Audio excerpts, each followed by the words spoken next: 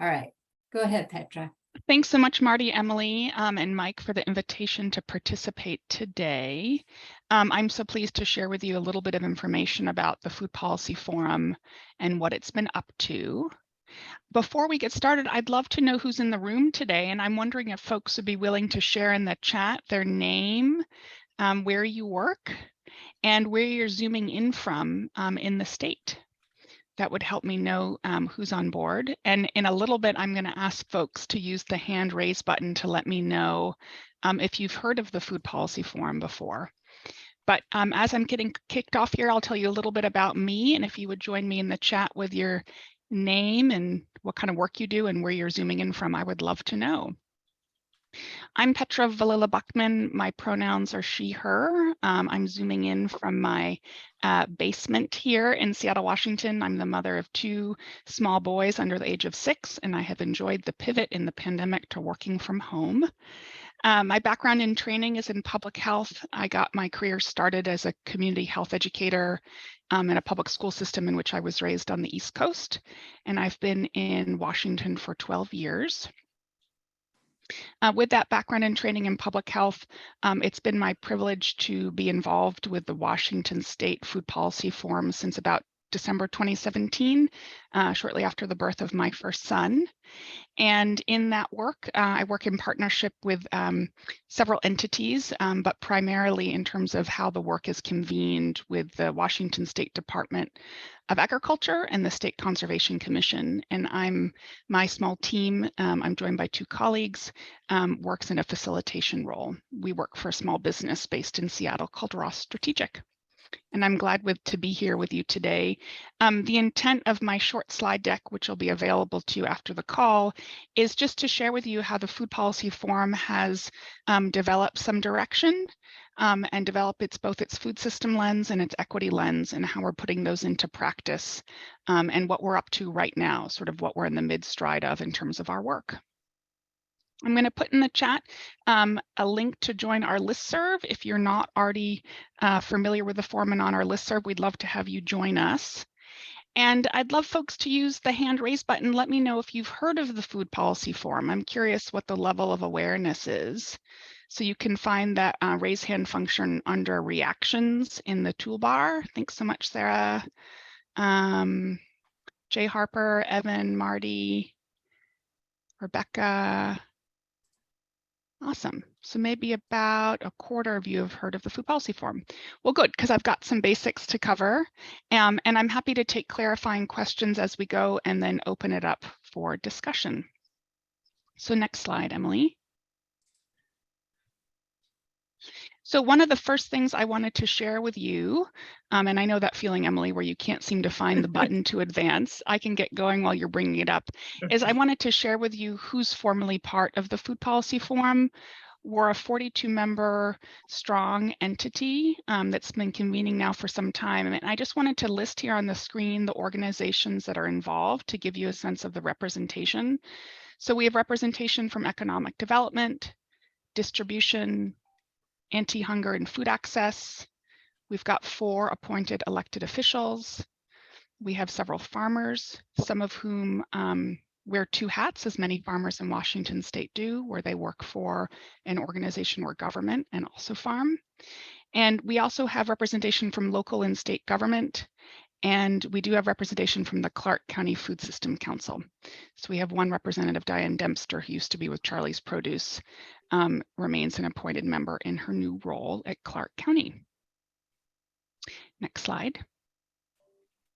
So I wanted to do a little bit of history here just to give you a sense of where we came from. The forum has been convening in some form since 2016, and we were formally established in statute in 2020 after initially being created through a budget proviso in 2016. And with that statute in hand, the forum celebrated formalizing its charter this summer. And I'm going to put in the chat the information that you can find on the web about the Food Policy Forum. So there's a web page within the State Conservation Commission website where all of the resources, including the charter, live. And the charter not only codifies the goals that were outlined for the forum in the statute, but also talks a little bit about how the forum makes decisions and what some of its managing principles are, which have been important to codify, as we know there are many areas that the forum could pursue in terms of its effort for food systems change, and the managing principles and other aspects of the charter help define, sort of scribe for us in that large universe of food systems change in Washington, what's within the forum's purview. So the statute and the charter outline several goals. I think they'll be familiar to you in the work that each of you do, and I hope they, as I walk through these two slides, give you a sense of the huge breadth of work that the forum is taking on. Before I get to that, I just wanted to state again that the forum is formally convened by the Washington State Department of Ag and the State Conservation Commission. And then I'm really here just as the voice for those folks in my facilitation role. So we have about 6 or 7 goals, including increasing the availability of Washington grown foods throughout the state, expanding and promoting programs that bring healthy and nutritious Washington grown food to Washington residents. So this is a big piece of this, getting Washington residents Washington grown food. We do have a goal around identifying ways to improve coordination and communication among entities like yourselves. We know there are several sort of informal and formal groups coming together that have been coming together for decades to talk about local and regional food systems change. And the forum does have a goal in the statute and the charter that talks about the importance of that coordination. And that's the reason for which we're so pleased to have Diane Denster from Clark County Food System as a formal member of the forum. Next slide, Emily. So another set of goals includes reducing food insecurity and hunger. We have a number of food policy forum members: Northwest Harvest, Food Lifeline, Anti-Hunger and Nutrition Coalition, Department of Health, DSHS. We've got a good cadre of folks that are working to reduce hunger in the state. And we also talk about identifying, what are the rules and regulations that are impeding the viability, particularly of small mid-scale agriculture. There is a focus, but not an exclusive focus in the Food Policy Forum's work on mid and small scale ag. So you'll see that a number of the goals call out that particular size of agriculture, but it's not an exclusive focus. We're also talking about ways to encourage retention of an adequate number of farmers for small mid-scale, meeting the educational needs of next generation farming, and the economic viability of food production. The Washington Young Farmers Coalition is a member of the forum. That position is currently vacant, but we're pleased to have Brian Estes from Link Foods as a food policy forum member, and he also, I believe, sits on the board of Washington Young Farmers. One of the convenings we recently held on the Farm Bill, we were pleased to have Catherine Unn from the National Young Farmers Coalition join us, so that's a voice we're always eager to bring in. There are 2 topics that the forum determined to bring an extra focus to that aren't actually in our statute. So the forum determined to expand sort of its purview beyond the statute. And those include addressing equity and the impacts of climate change. So you'll see those called out in the charter, but they're not called out in the statute. And that emphasis on those 2, which I will talk about soon, really stems from what the forum learned about its work from 2016 to 2022, sort of the practice of its work. So when the charter was written, there was an intent for it not only to be to adhere and to respect what the statute lays out for the forum, but to actually say, what have we learned about what's important for the forum to take on at this stage? And how have we been working to date? What's worked well? What can we improve on? And it's really through the work, particularly in 2020, that the forum has brought a greater focus to equity. And it has codified that focus on equity in its statute. Next slide. So I mentioned this earlier, the notion of how the forum is bringing to bear a food systems and equity lens to its its work. So let's talk first about the forum's food systems lens. When I first came on board, we were in what we called a 101 phase. That was kind of our 2018 work, where we were meeting in person. We had several people on the phone, but it was back in person. And we just spent time brainstorming with each other before we had this food system lens to understand, for the experts that were in the room, experts through their organizational affiliation or through their personal experience, what were important topics that the forum wanted to learn more about because they either knew or sensed there were critical areas of work to do.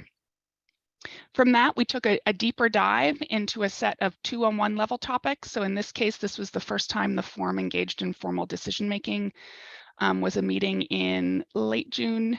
Let's see, it was either late 2018 or early 2019, I can't remember, to say of the things that they learned about at that 1-on-1 level, which really warrant a deeper dive, and which topics did the forum want to invite subject matter experts to join them and to share their perspective on what recommendations were needed. And in that 201 level phase of the work, the forum prioritized 7 topics for that discussion. Following that, we dug even deeper, and the intention here was to kind of distill down and try and figure out, as I described earlier, in this huge big old topic of the food system, how do we figure out where to focus? Because without a focus, it was likely we wouldn't be able to get anything done. And so as we dug deeper, the forum was able to sort of distill down this food systems lens that you see here, that as a background in that gray box, you see the impacts of climate change. And then you see the interconnected topics of food insecurity, infrastructure and rural economic development, ag land protection and availability in next-gen farming, and then as always, alleviating barriers to small mid-scale farmers accessing markets, including institutional purchasing.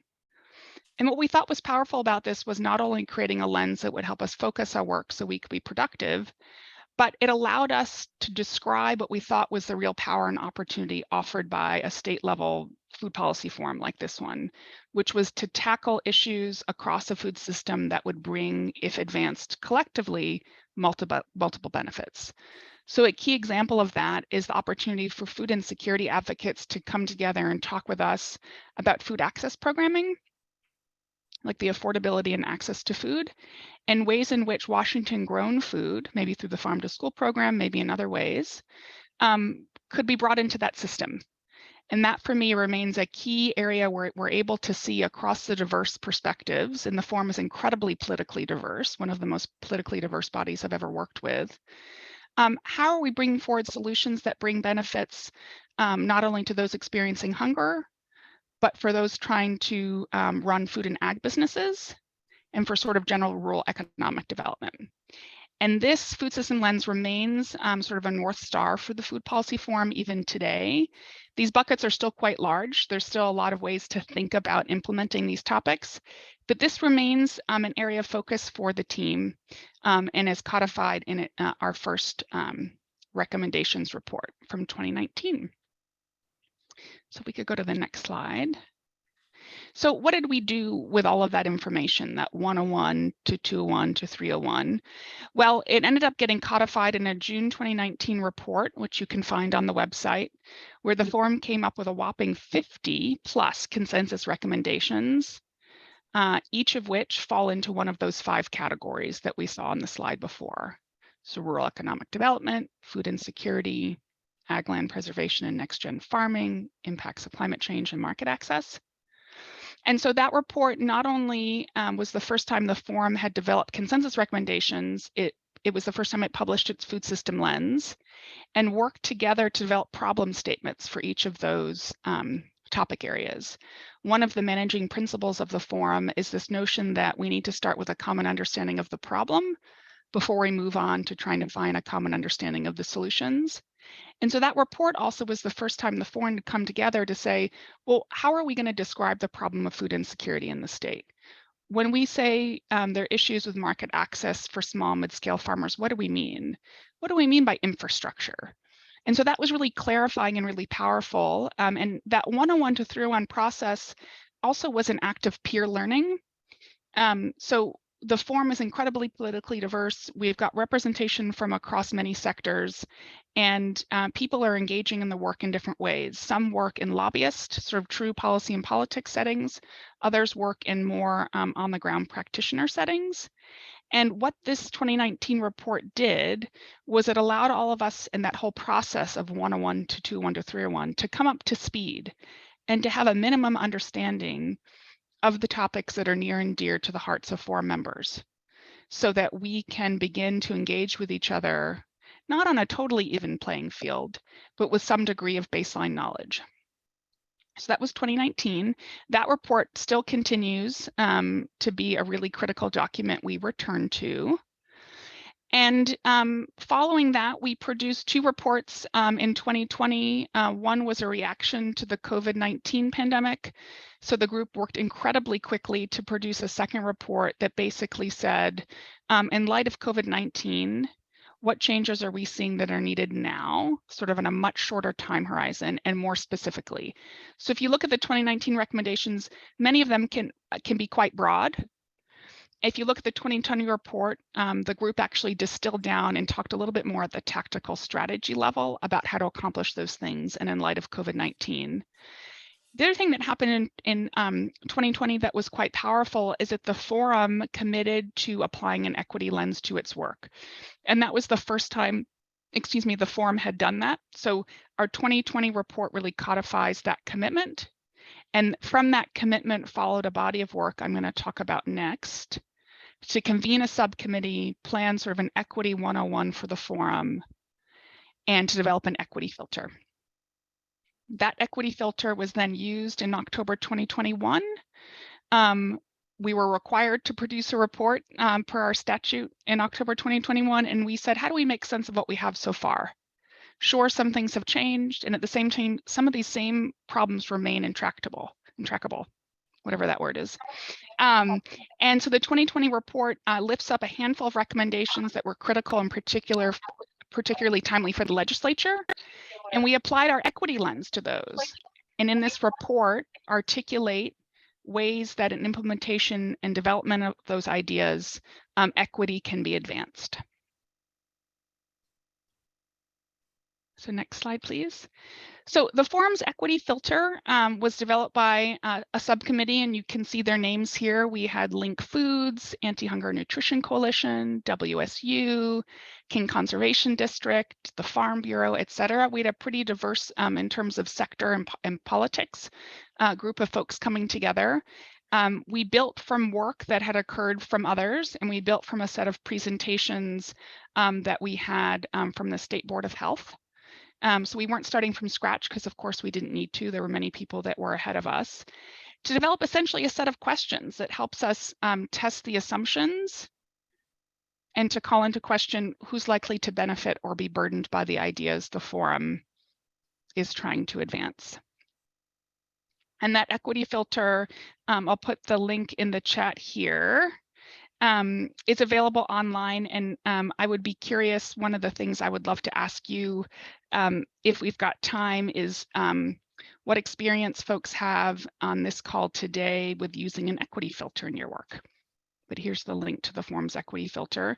It's pretty short. I think this is a 2-page document with some front matter on context and definitions, and then truly just 7 questions.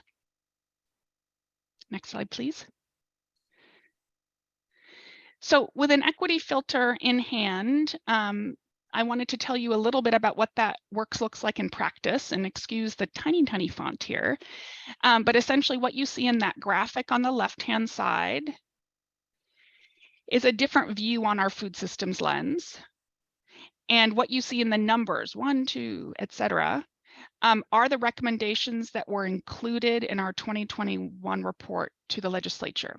So these were existing consensus recommendations from 2019 or 2020 that we wanted to lift up because they were timely for legislative action. And we had the opportunity to apply the equity lens. And so what did that mean? It meant that we convened teams for each of these ideas who came together for an hour or an hour and a half.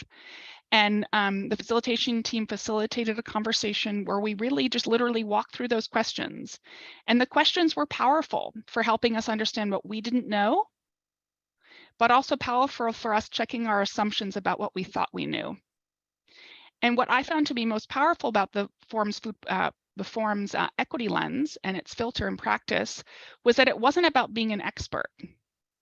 It wasn't about answering all of the questions. In some cases, it was about proposing questions that needed to be answered before implementation. And I found that to be really powerful because it took the burden off that team to engage in what would probably be months-long research activities to really understand the context, but to name who might actually have that information and to maybe raise up for practitioners, implementers of these ideas, where they might start collecting information that would help when implemented these recommendations to advance equity. So here's some examples of how those equity considerations look in the report. So we talk about maximizing reach of TA through a networking and educational component to reach diverse growers. We talk about Latino farmers as a fast-growing population of producers in Washington state, and therefore there needs to be multilingual and multicultural outreach. We talked about the importance of compensating community stakeholders that might participate in a design exercise for an idea. We talked about thinking about climate risk assessment. Basically, how do you identify who's at most risk or most vulnerable for impacts of climate change to figure out the geographic location of farm communities who will be most vulnerable.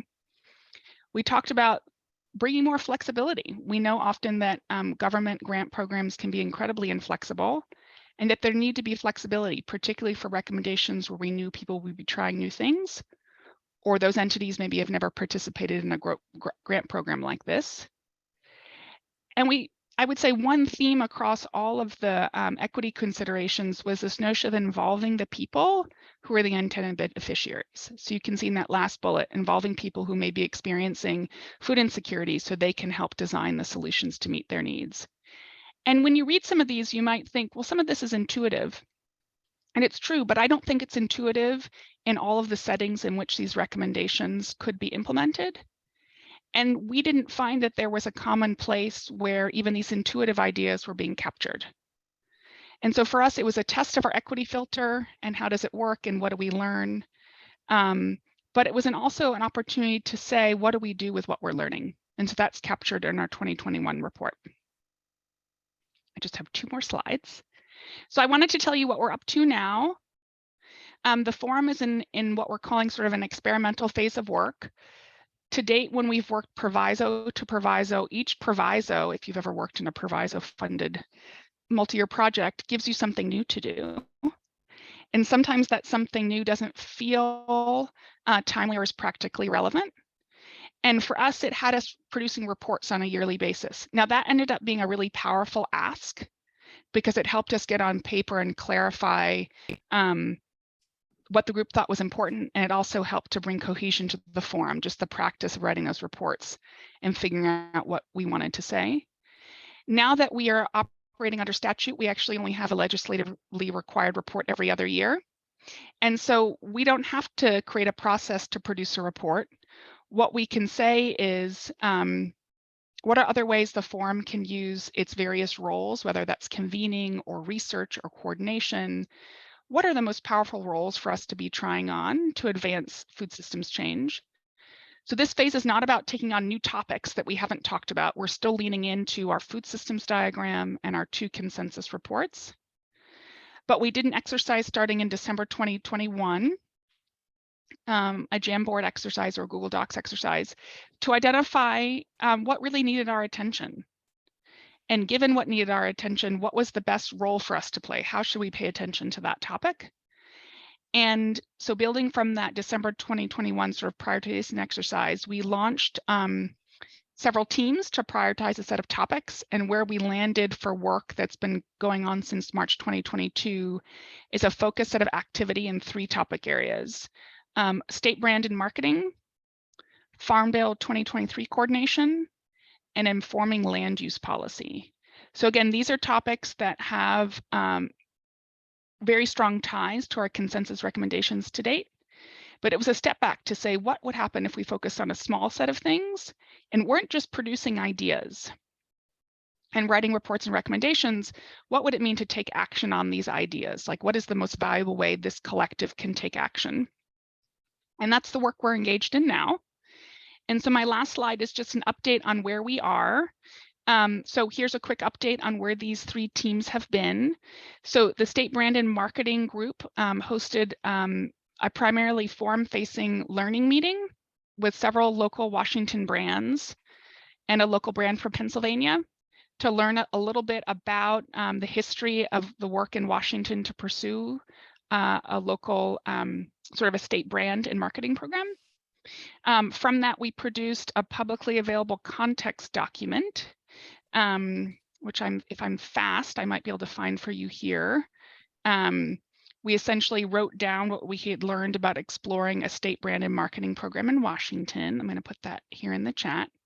So you'll notice this is an example of the forum acting in a new way. It might seem subtle to you, but to me, it's quite meaningful that we essentially are sharing publicly with stakeholders what we've learned from what was in some ways an internal focused kind of research effort to understand a state brand and marketing program.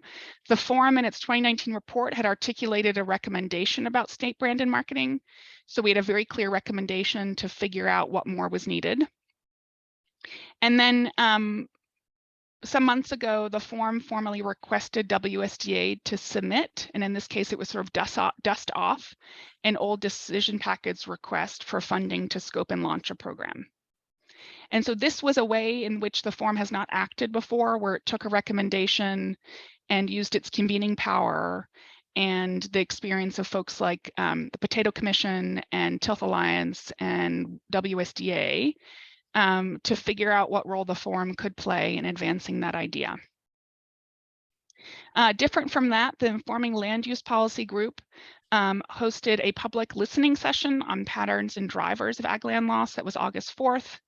And at the moment, the group is bringing forward for the forum to consider 11 recommendations related to policies to stem ag land loss. This feels like a new phase of work because to date, we've always taken on like several topics at once. And in order to reach consensus, we've ended up having quite general statements of recommendations, which I think has been powerful. But this is the first time the group has gone back to a topic area like land use preservation and said, okay, what would it really take in Washington in terms of land use policy? And so I'm really excited to see where the forum is able to go with those ideas by the end of the year. We have got enormous participation and great leadership from forum members who are moving that forward. And then we hosted a Farm Bill Summit on October 12th, which was an opportunity to share what ended up being an enormous amount of information about not only the context of the Farm Bill, but its impact on Washington. We looked at information from the perspective of farmers, research, climate smart ag, and there was one other category, and also presented some data on how has funding currently flowed to the state in prior farm bills. So that's what we're up to next. I think it's TBD how our work is organized and to what end in 2023, but conceivably, depending on where some of these ideas land from these 3 teams, we will continue work in some of these areas. That's my slide deck. I have 2 things I'd love to ask the group, but I'd love to hear what questions you have for me first. I just wrote, please add to the chat, but also feel free to just speak up or raise your hand. Thanks.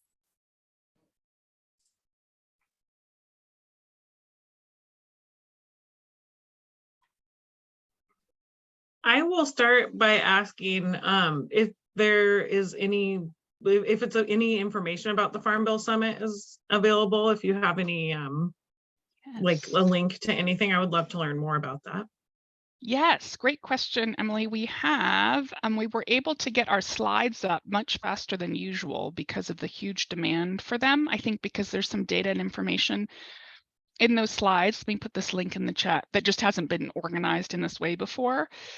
So check out here for the, 60+ slide deck. And then the recording is available on the website as well. Thank you. Yeah.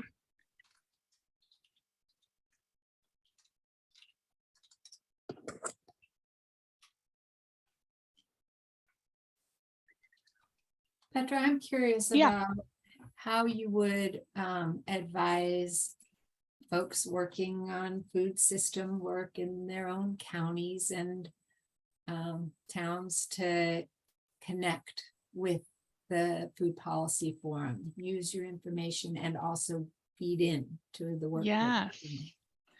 So I would say we are, we're open to the public. And there are times when we recently have operated like a public meeting. So I would think the Farm Bill Summit was like that in the August 4th session to date. And what has been our practice is that it's come one, come all. The charter defines for us when we engage in formal decision making, it's appointed forum members that engage in that decision making. But we always encourage stakeholders to join us in asking questions. We know that despite the great sector and perspective of diversity in the forum, it's not everything. And so I always appreciate when non-forum members attend one of our meetings and use their voice or the chat to pose a question or make a suggestion about maybe something the forum might consider. So that's currently the primary mechanism. And I can share again the link to sign up to our listserv that will get you connected to meetings to attend. That's been our primary mode of engagement.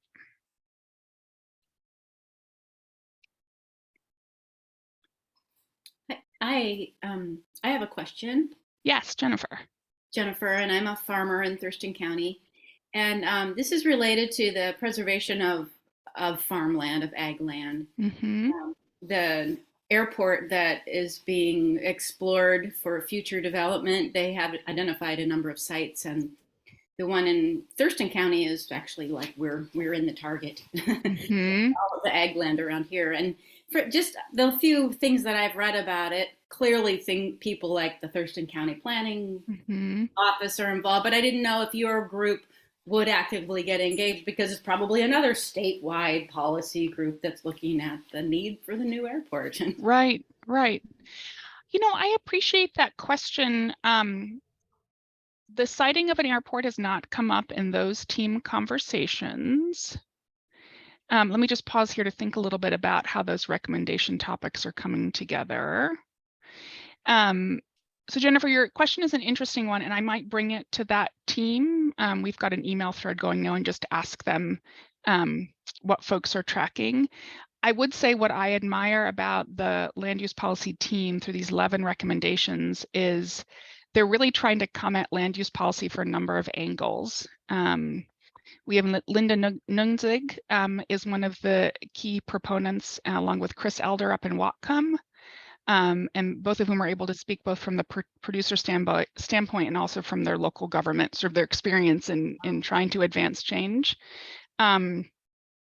American Farmland Trust is very involved. Diane from Clark County. We have a very interesting slice of the forum that's trying to push for some solutions, but I have not heard specific talk of work in Thurston regarding the siting of an airport, but I would be happy to ask. Oh, thank you. Yeah.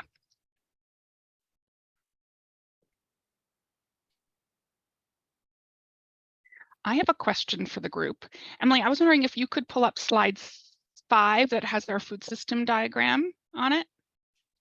And Yes. I'd be curious to hear, Marty and I think Mike, and I don't know, Emily, if you were on that call maybe a year ago, got together just to kind of do a meet and greet. And one of the things we talked about is the forum's interest in figuring out what does it mean to, as the statute says, let me pull it up for myself, identify ways to improve coordination and communication among local food policy entities. So maybe in that vein, if you go to slide 5, I'd be curious for folks on the call, what issues or opportunities are you seeing within the topics of the forum's food system lens that you're seeing as being critical for entities like the forum to tackle? So as an example, Jennifer's sort of raising up this notion of a local issue in the siting of an airport adjacent to or on ag land. I'd just be curious what you all are tracking. And so the topics are food insecurity, alleviating access to markets. Thank you so much. So it's just in that lower right-hand corner. Impacts of climate change, ag land protection, next-gen farming, infrastructure, rural economic development. What issues are you all seeing as being critical for entities like the forum to tackle? I would be curious. This is an opportunity. Yes, Reese. Yeah, hi. My eye is really on the ag land protection. I see a lot of really disparate entities who are working in this, kind of with a different lens, which on the one hand is great because different communities need different solutions, but I found that the information sharing and coordination between them leaves a lot to be desired, just mostly because of capacity of the different agencies. And so I wonder, like, what are the more statewide, regional opportunities to coordinate and collaborate rather than all these sort of like individual siloed different trusts and county organizations, especially given the fact that 400 million acres are supposed to transfer in the next 10 years.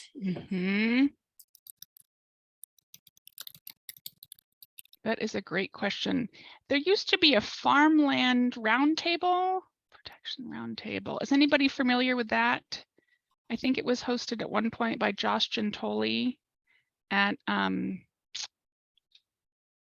the State Conservation Commission. That's one thing that's coming to mind, Reese, but I'd be happy to sort of take these questions, since now this is the second one where I don't have a great answer, and make sure I've got what my sense of the answer to these questions back out to you all. If I could count on Marty and Emily helping to coordinate for communication. Yeah, I have a good sense of like who the stakeholders and players are. I think there's just like there's a need for, like, I just want to reflect like up sort of the chain as people are thinking that there is a need for more support and collaboration between those different entities. Because I see, like, on Whatcom County level, we're talking about that as part of our system plan, and people are talking about, oh, let's create a program to do these things, but that program already exists in like 7 different ways. And so how can we like not replicate, but aid efforts and coordinate so that we're working more effectively and not in silos? I love that.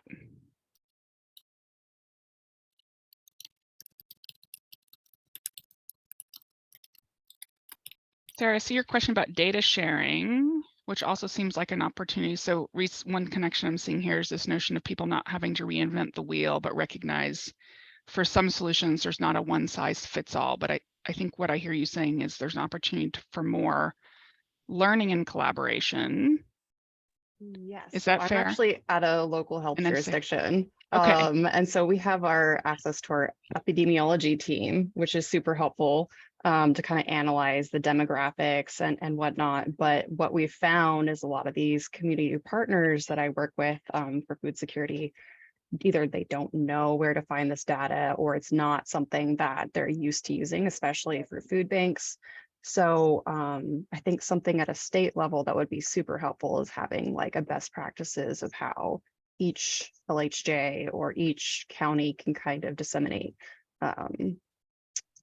this local information. And one other thing that I wanted to bring up was the Spokane Regional Food Action Plan, and whether or not you'd heard if anyone else had done something similar, because that sort of coordination level is just really difficult. And I'd be very interested to hear if anyone else has successfully been able to manage something like that. Yes. I'm just pulling up. This is the Spokane Sustainability Action Plan. No, maybe something else. I can put it in the chat. Okay, I would. Oh, here it is. Food Action Plan 2022. So what's interesting about Spokane, this is not going to answer your question, is just to say that at one point, we had a member from the Spokane Food Policy Council on the forum, and then I think maybe the council, this was back in 2017, I think the council went through a change, and so we don't currently have membership. So I'd love to take a closer look at this. Yeah, for sure. To see, we definitely bring in the East Side perspective with some of our other ag partners, but not from a local food policy council. I don't know if there's anybody else on the line who can speak to the work happening in Spokane.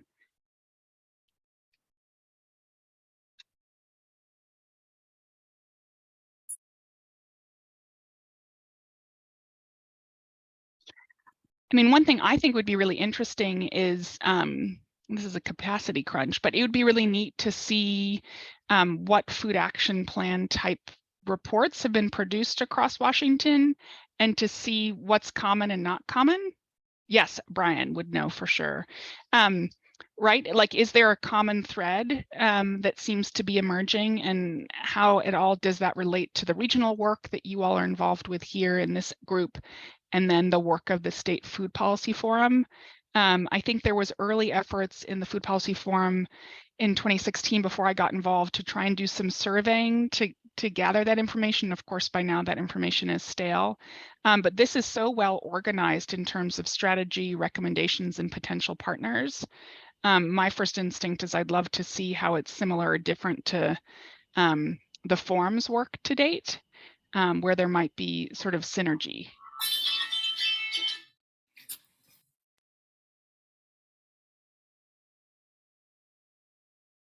What other questions do folks have?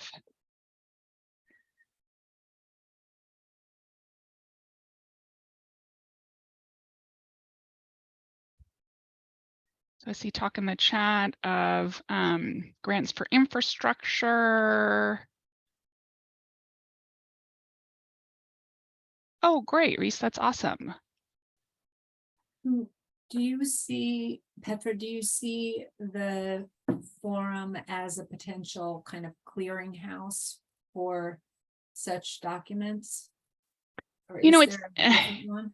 Yeah, no, Marty, that's great. We've talked about, Representative Gregerson has been a huge champion of the forum for some time, and I think she in particular, at least in the past, had been interested in the notion of the forum playing that clearinghouse role. I think it's a great idea. I think one of the things that always happens with a clearinghouse is how do you make sure the information stays timely and actually represents like the context, right?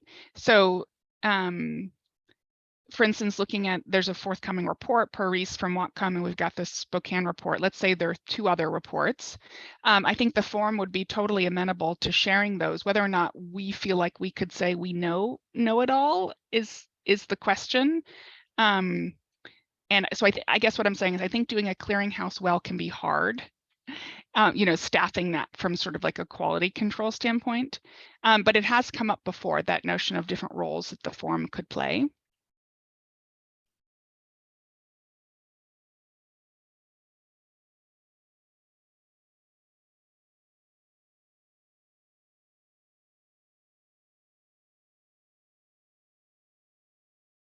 Thanks for that offer, Reese. I think I would be interested in seeing that report when it's in the public comment phase.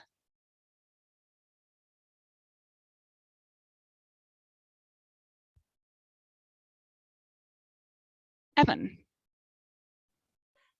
Less of a question, but more just like a comment, kind of following up on Marty and Reese too. Something, so I'm a project manager at the Puget Sound Food Hub. We're a farmers cooperative in Mount Vernon, 60 plus small and mid-scale farms. And really everything you guys are doing is like, it supports us in one way or the other. And we've definitely been meaning to engage more kind of at a, I don't know, policy level at some point, but just thinking about like centralized resources, this is something that I've seen a couple different times. We're actually like working on 2 separate regional food systems grants as like a partner. And it's kind of funny because it's like, you know, we got tapped and it made sense for us to be there. And it's also like, oh, you know, these are both things that could have completely overlapped. Now they both live in different spaces, and it's both benefiting the regional food system in separate ways. But yeah, just thinking of like a centralized resource and just like one entity in Washington, like being kind of collectively voted as like, this is the go-to place. And, you know, I chat with Tilth sometimes and I was like, are you guys holding that bag there? Or like, you know, is it some of our great TA providers? Is it some of these nonprofits? Like who is the central resource? WSDA certainly seems to be holding a whole lot on their plate, but I could see something like this group definitely being the go-to organization. I chatted with Brian at Link about that too, because they're our counterparts. We call each other all the time about food hub stuff. So Nice. It's been a pleasure to have Brian's participation in the forum, just because I think working in the Food Hub business model allows you and Brian and others involved to understand the issues not only from the producer side, but also maybe one scale up, like that regional network side, right? And that you're seeing it both from the supply and demand piece, which I think is critical. So I've appreciated Brian's participation as a Food Policy Forum member and his willingness to engage in policy discussions. I think sometimes policy work, depending on the practitioner's viewpoint, can feel like a non-starter. My father-in-law's guild netter up in Juneau. He's 80, and every time he's invited to some kind of policy convening, or when I've described to him some of the work I do in Washington, it's a little bit of an eye roll for him, right? Because he's wondering, how does that support my economic viability of me and my peers? So it's wonderful to have practitioners in the room, even though I think sometimes being in a meeting room for 3 hours can feel a little bit like non-productive. Yeah, well, it seems like you guys are doing great work. Yeah, we're coming along. We're coming along. I think this idea of a clearinghouse is interesting, and that notion of how do you avoid duplication of effort, and then also recognizing that the political readiness to pursue different changes is really going to vary by location in Washington. And so what does that mean for a state level entity that has to, in some ways, go at sort of the right speed, if you will. And that's always what's been interesting to me. I actually don't think there are many state level food policy councils like the Forum that have gotten as far in actually proposing and advancing recommendations with this politically diverse body. But this conversation is making me think a little bit more about that clearinghouse role and what might be one way to experiment with that piece without taking on the whole thing and then finding we've designed ourselves something we can't maintain is always the fear. I'm noticing that the responses to your question, Petra, in the chat all look like calls for places to find a particular type of information. Like, you know, where do I go to identify crops available in Washington? Right. And so like maybe even if the Food Policy Forum isn't the clearinghouse, it's a wayfinder organization, like go here for crops information, go to TILF, go to WSDA, go here for climate friendly farming practices, and go here for funding information. You know? Looks like we all want easy places to go to for information. We need a wayfinder. I like that phrase. I think that's really interesting. That's the dream, a wayfinder. My next question for folks is any reflections on the equity filter and your own experience of, so let's say, Emily, this would be slide 7, if you wouldn't mind. Any reflections you have about your own practice in this space? I think many organizations are trying to get more concrete about their equity practice and are in different stages of the journey, but I would love to hear if there are any lessons learned you want the forum to be aware of.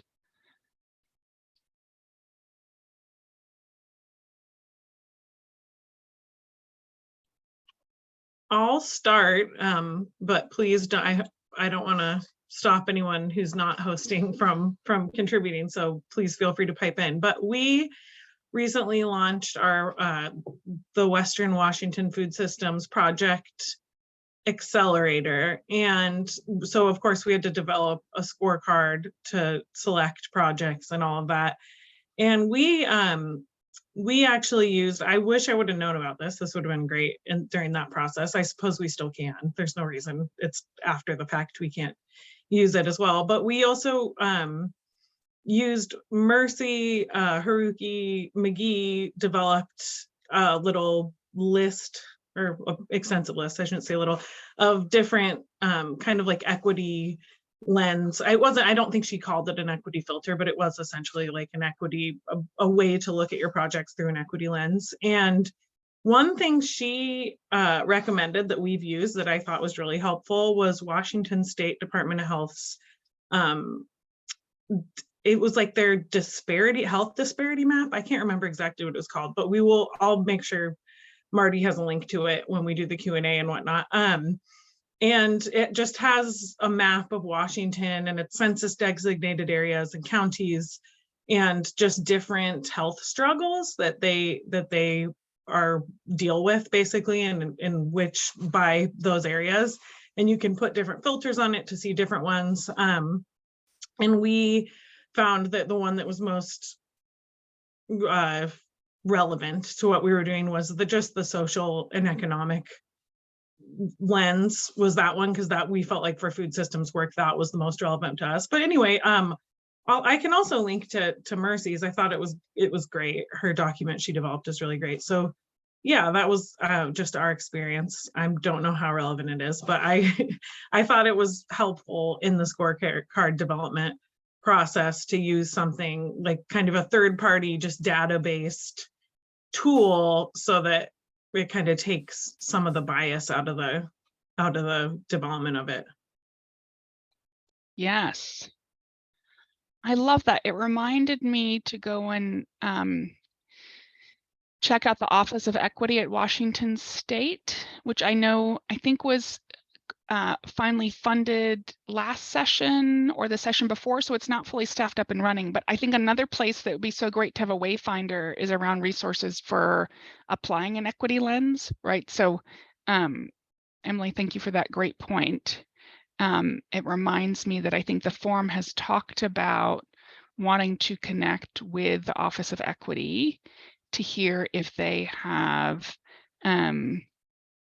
but perspective to share in like a real practical way about how a group like this, like the Food Policy Forum. Thank you, Sarah. How we put that commitment into practice. Other reflections on the practice of equity? Thank you for the link, Sarah.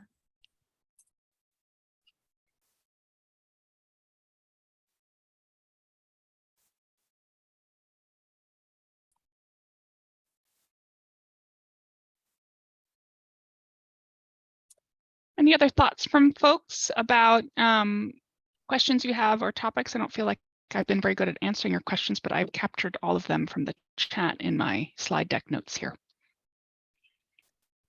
I suppose one comment about the equity filter is whether or not you have like a specific section about tribal relations or how to best serve tribes, just because I know that's like especially a sensitive topic when it comes to food policy and how you respect their sovereignty. And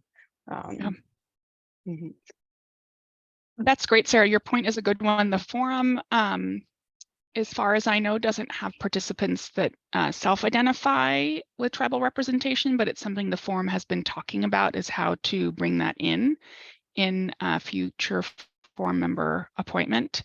And right now the filter is very short and sweet. So the places in which that point you're making comes up is probably around questions 3, 4, and 5 in the filter. And it does come up for us when we talk about this work, but it has not come up in a way that we've written something down specifically about the point you're making around sovereignty.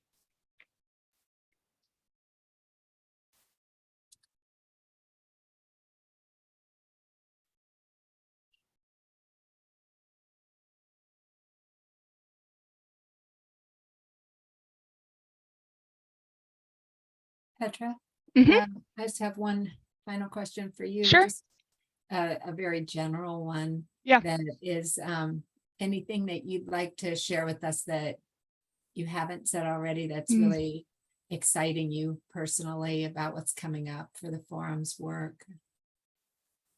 Yes. Topic you're particularly excited to pursue. Gosh, Marty, that's actually kind of a hard question. Yeah. Let me think for a moment. I think what I have been, I think a silver lining for me of the pandemic is looking at old problems in new ways.